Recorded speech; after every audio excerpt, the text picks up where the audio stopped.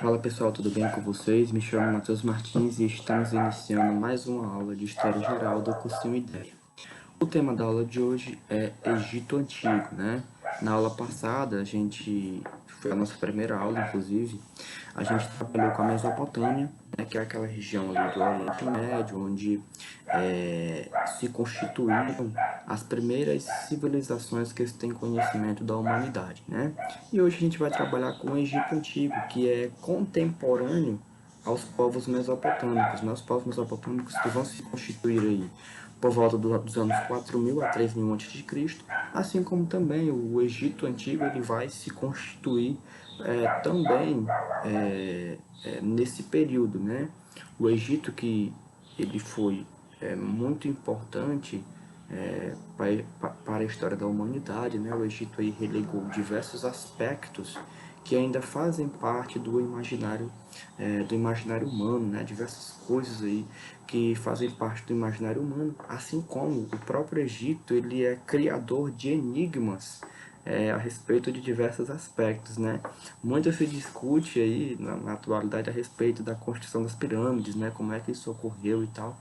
Acho que tudo isso é um mistério, mas isso é importante para a gente perceber o quanto que a sociedade egípcia ela foi marcante, ela tem em seus traços, né, elementos que são pertinentes para nós e que nós devemos, sobretudo, trabalhar na busca de descobertas e assim como procurar conhecer esse povo, a sua cultura, né? Então vamos lá, pessoal, iniciar a nossa aula de História Geral com o tema Egito Antigo. A nossa aula será dividida em 5 momentos diferentes. Trabalharemos no princípio com a localização, em segundo a organização social, terceiro a economia, no quarto a política e no quinto e último, mas não menos importante, com a religião e a cultura. Bom pessoal, o Egito Antigo, ele estava localizado às margens do rio Nilo, a nordeste do continente africano, né? Estamos falando aí de uma civilização que data de 3200 a.C. até 3300 a.C. Assim como essas cidades mesopotâmicas, o rio era um elemento crucial para a manutenção da vida no Egito. Só que a gente não pode aí vir a confundir o Egito como uma sociedade hidrolítica, ou seja, uma sociedade que ao longo do tempo ela construiu técnicas de controle sobre as águas dos rios. Isso foi muito mais marcante lá na Mesopotâmia, né? Inclusive há muito mais dados que comprovem essa disposição na Mesopotâmia pelos povos que lá se formaram. Quando a gente trabalha com o Egito, não há vestígios que venham comprovar que o Egito seja uma sociedade hidrolítica, né? Que tenham construído técnicas de controle sobre os rios, né? Sobre as águas dos rios. Até porque sobre a água do rio, no caso o Nilo. Por quê? Porque o rio Nilo, as cheias dele eram diferentes das cheias dos rios da Mesopotâmia e também a violência das águas, né? Ela também era diferente. O rio Nilo ele tinha cheias em períodos diferentes dos rios da Mesopotâmia. Então, a gente não pode atribuir à sociedade egípcia esse status de sociedade hidrolítica, né? Os historiadores contestam muito com relação a isso. Bom, então, percebam, rio perene em região desértica seria a garantia da vida na região. Quando a gente fala do processo de povoamento do Egito, né, naquela região onde se concentrou o Egito Antigo, há uma aquarela entre o delta e o Vale do Nilo. O delta seria essa região aqui, como vocês podem notar, ó, que seria próximo ao mar Mediterrâneo, e é delta porque é onde o rio Nilo se divide em várias vertentes, né? E o Vale do Nilo seria essa região aqui, ó, que é uma região mais desértica, que é cortada por desertos, né? E há uma querela, há uma briga há questionamentos entre os historiadores para se descobrir ou para tentar achar uma concretude de onde foi que aconteceu o processo de povoamento do rio Nilo, mas há evidências de que isso tenha ocorrido pelo delta do Nilo, apesar de não ser uma certeza. Então a gente divide a civilização egípcia em 3 períodos, né? Você tem aí o período pré-dinástico, o Antigo Império, que vai de 3.200 a.C. até 2000 a.C.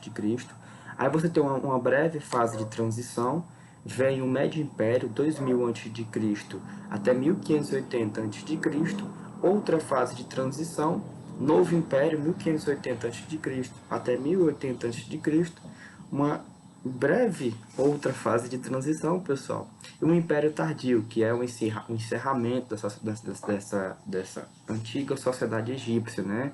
Que vai ocorrer em 330 a.C., que vai culminar com a decadência do Egito, né? Como eu disse para vocês, e ocorrerá a invasão aí de vários povos na região, entre eles os persas, 525 a.C., os gregos, 332 a.C., e romanos, 30 a.C., né? São aí invasões que vão se sucederem e que vão, de certa forma, minando, né, a sociedade egípcia, e esse território vai diminuir bastante, porque lá no Médio Império, né, e também nas fases de transição para o Novo Império, o Egito ele cresceu bastante, né?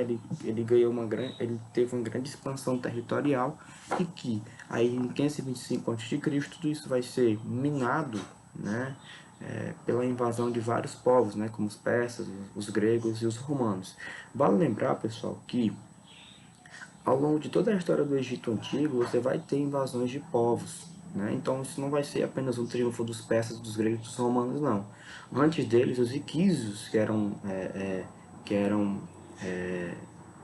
soberanos estrangeiros, irão invadir esse território aí. Então a história do Egito vai ser marcada por conflitos, por expansões, por diversas idealizações, né? Como no caso das pirâmides, a questão da mumificação, que a gente vai descobrir agora. Assim como na Mesopotâmia, pessoal, a sociedade egípcia na sua organização social, ela era bastante estratificada, como vocês podem perceber nessa imaginária pirâmide social, né? É, então você tem no Egito a formação melhor, vai ser no Egito que o Estado, como organizador da sociedade, ele vai surgir, né? Então, o Estado como organizador da sociedade, ele vai surgir no Egito, né? Quando do processo de junção, né? De junção entre o delta e o Vale do Nilo. Então, o Estado, ele vai controlar toda aquela porção de terra, como vocês conseguiram visualizar no mapa anterior, da sociedade do território egípcio, né? Então, você tem no topo da pirâmide o faraó, né? Que vai ao longo do tempo passar por uma construção histórica. O faraó, que era o soberano do Egito, né? Só que o faraó ele tinha o seu papel muito confundido com o de um deus. O faraó era um deus vivo, né? Ele seria o filho de um deus vivo. O faraó era uma divindade. Só que tudo isso é uma construção histórica, porque nem sempre o faraó foi visto enquanto um deus vivo, né? Tudo isso foi construído aí aparentemente pelos escribas, né? São os escribas que vão construir essa imagem do faraó enquanto um deus vivo, né? O faraó que no princípio, lá na pré-dinastia ou melhor, lá no antigo império do Egito, na pré-dinastia, no caso, ele não era visto enquanto um deus, né? Ele vai passar a ser visto como um deus vivo após essa construção histórica que aparentemente foi feita pelos escribas nas construções das paredes dos palácios, das pirâmides, né? Então, no topo da pirâmide social do Egito temos o faraó, que ao mesmo tempo é um nobre e um deus que governa toda a sociedade egípcia, né? Ou seja, na região dos dominantes temos os nobres, né? Que aí você inclui os faraós que comandavam as províncias, os principais postos do exército, os cargos eram hereditários, né? Sacerdotes presidiam os rituais religiosos e administravam os bens dos templos, desfrutavam de grandes riquezas, e este papel se identificava com o do faraó, como eu disse para vocês. A questão de ser nobre, de ser sacerdote, ou seja, eram algo que estavam vinculados ao faraó, né? Estavam muito voltados para ele. E os escribas, que são os criadores da escrita hieróglifa, que eu vou mostrar para vocês mais adiante, eles, além disso, organizavam as leis, fiscalizavam a economia e arrecadavam impostos. E aí, pessoal, na parte mais baixa da camada social estavam os dominados e oprimidos, que eram os camponeses, que compreendiam a maioria da população, assim como era a força motriz do Império Egípcio, né? E além deles, você tinha os artesãos, os trabalhadores urbanos, e a grande maioria vivia na pobreza, né? Os felon, que eram os camponeses ou funcionários públicos, né? Escravos, prisioneiros de guerra, que viviam em condições precárias, porém alguns chegavam até ser escribas do governo. Lembrando que a sociedade egípcia, pessoal, ela não é uma sociedade escravocrata, né? A sociedade egípcia ela vai ter escravos, mas isso vai ser algo sem a menor importância ou algo que não vai marcar tanto a sociedade egípcia, né? A gente vai ter, como eu falei para vocês, a grande força motriz de trabalho da sociedade egípcia serão os camponeses. E aí sim, são os camponeses aí quem vão, de certa forma, desenvolver os trabalhos braçais, será a força motriz do império, como eu disse para vocês. Mas a gente não pode vir aqui confundir a sociedade egípcia com uma sociedade escravocrata, porque não foram. Claro, tiveram escravos na sociedade egípcia, sim, mas isso não foi a tônica, isso não foi o elemento dominante dentro da história egípcia, né? E aí, pessoal, quando a gente parte para a economia egípcia ela estava basicamente unida é, entre agricultura e pecuária, né? Atividades estas que, no entanto, apesar de estarem, né, unidas, quando se tratava do ponto administrativo, elas eram separadas, né? Elas não aconteciam no mesmo momento, né? Então, os cultivos básicos eram o trigo duro para a produção do pão, a cevada para a cerveja e o linho para o vestuário. Os animais domésticos que mais eram utilizados no Egito, pessoal, eram os bois, os ardos, carneiros, cabras, porcos, aves diversas, e a partir dos períodos iquídeos, que vai ser ali lá no período de transição entre o Antigo para o Médio Império, que vai ocorrer a invasão dos iquídeos, que serão adentrados, né, que serão inseridos os cavalos, né? Só que os cavalos eles serviriam apenas, pessoal, como uma força motriz, né? Eles não eram aí, como é hoje, né? Que as pessoas andam em cima dos cavalos, né? Eles não tinham essa serventia, seriam apenas uma força motriz para poder puxar carroças, entre outras coisas. Bom, os bovinos serviam principalmente para o tiro e para o leite, e além disso a carne era um artigo de luxo dificilmente ofertado aos mais pobres, né? A carne era aí, dos bovinos, né? Principalmente dos bovinos, ela era consumida pelos nobres e pelo seu clã, né? Pela corte, por aqueles que rodeavam a nobreza.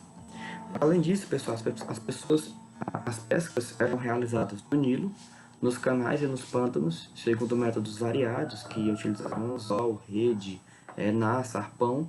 Nas atividades extrativas, havia a remoção do barro do Nilo para a fabricação de cerâmicas, tijolos, o papiro, de múltiplas utilidades. A, a mais importante era a fabricação de material para escrita, né?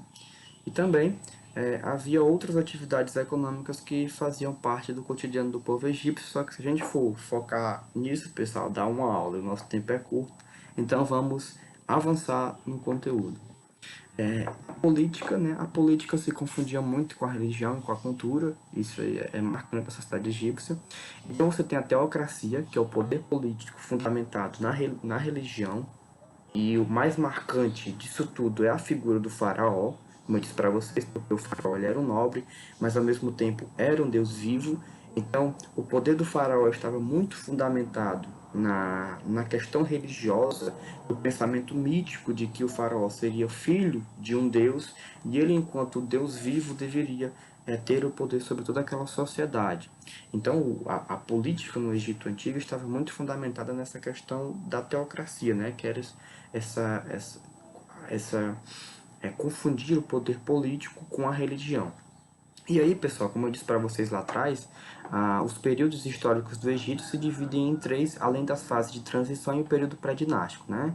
No antigo, mas Mas há nesses períodos aí elementos marcantes que precisam ser destrinchados, né? Como no caso do Antigo Império, durante esse período os faraós conquistaram enormes poderes religiosos, militares e administrativos. Kelpis, Kefren e Miquerinos, faraós da quarta dinastia, tiveram um grande destaque, sendo os mandantes da construção das pirâmides.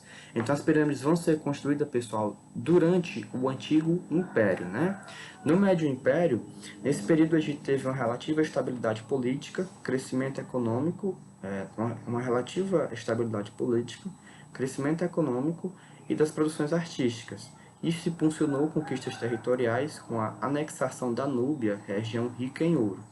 No novo império inicia-se grande expansão militar, usando técnicas militares dos riquíssimos faraós, que organizaram os exércitos permanentes, lançando as conquistas. Invadiram cidades de Jerusalém, Damasco, Assur e Babilônia.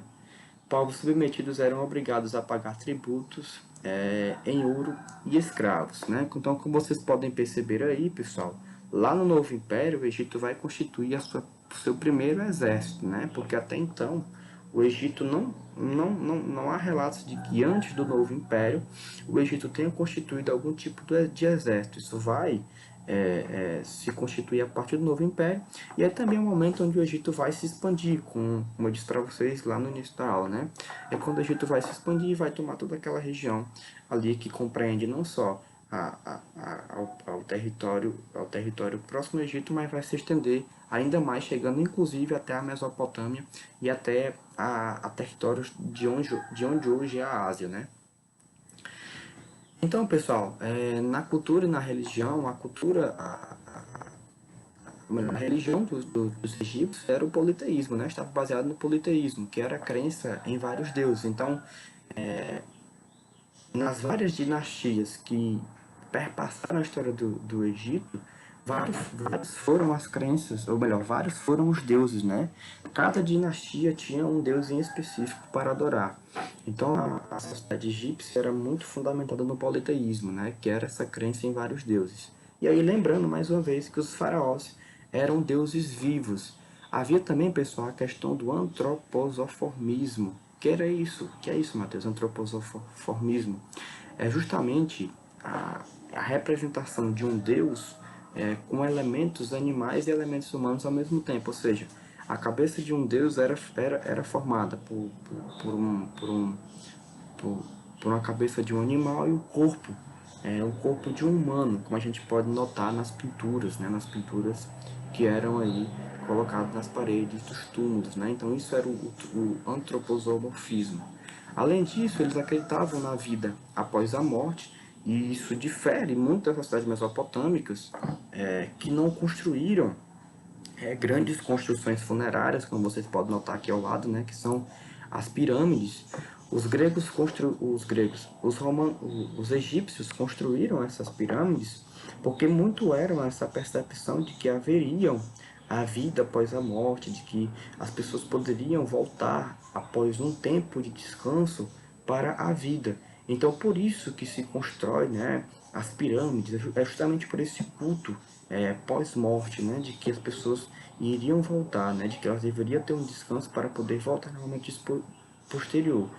As sociedades mesopotâmicas tinham muito receio com relação a isso, né? É tanto que não vai haver aí construções de grandes magnitudes lá na região da Mesopotâmia, né? E aí, pessoal, na construção das pirâmides, quanto maiores fossem, né, melhor seria, tendo em vista que isso mostrava o poder dos soberanos. Então, quanto maior fosse a pirâmide, maior seria para a ostentação, para mostrar o poder que aquele soberano, que aquele faraó tinha sobre aquela sociedade. O formato triangular das pirâmides, pessoal, é simples saber, né? Por quê? Era triangular porque isso dava maior resistência a elas, né, as pirâmides, e isso inibia que elas passassem por algum tipo de desabamento ao longo do tempo, né?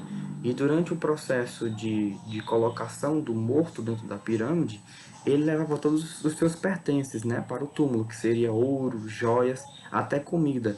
Há relatos de que os faraós, quando eles quando eles morriam, né, eles mandavam matar todos os funcionários que eram mais próximos a eles, e todos os funcionários que eram próximos a Faraó eram mortos para que fossem junto a ele para o descanso momentâneo, né, porque acreditava-se que esses faraós, após o momento de descanso, eles poderiam novamente voltar para a vida. Com isso, pessoal, desenvolveram técnicas de mumificação, que é como vocês podem notar aqui, né, para poder ter-se uma conservação maior dos corpos. É tanto que ainda hoje se consegue achar muitas múmias com corpos bem conservados, mesmo tendo aí, sendo datadas de 2000 anos atrás, mas tem tem aí uma questão da conservação muito forte por conta da mumificação. Na medicina, né, as técnicas da mumificação. Na arquitetura, eles desenvolveram na arquitetura, desenvolveram o controle das águas do Nilo, né, que são a relato de que eles construíram alguns canais, mas não é algo comprovado, como eu disse para vocês no início da aula, né? Há diversas querelas em relação a isso. E as pirâmides, né, que aí são aquilo que talvez mais lembra o Egito, né, quando se fala de Egito, se lembra de pirâmides, né. E na questão da escrita, pessoal, eles dominavam três, que eram os hieróglifos, que é uma escrita baseada na utilização de símbolos, geralmente utilizada pelos sacerdotes e escribas, utilizada para as questões mais importantes como religião e economia. Aqui, pessoal, aqui é um exemplo de escrita hieróglifa, né, ó. Além disso, havia uma segunda escrita, que era hierática, uma versão simplificada dos hieróglifos, utilizada pelos nobres, possivelmente para comunicações que se relacionavam com assuntos importantes. E é essa daqui, pessoal, para perceber. E por último é a demótica, que é a linguagem da maioria da população. Esta era realmente utilizada nos assuntos cotidianos, que é aqui, pessoal. Então, pessoal, essa foi a aula de hoje, né? Espero que vocês tenham gostado e vão aí me passando feedback para que eu possa, ao longo do tempo, ir melhorando, né? Para que eu possa ir, ao longo das aulas, trazendo o melhor. Para que eu possa ir, ao longo das aulas, tendo aí um desempenho melhor. Obrigado, pessoal. Espero que gostem e bons estudos.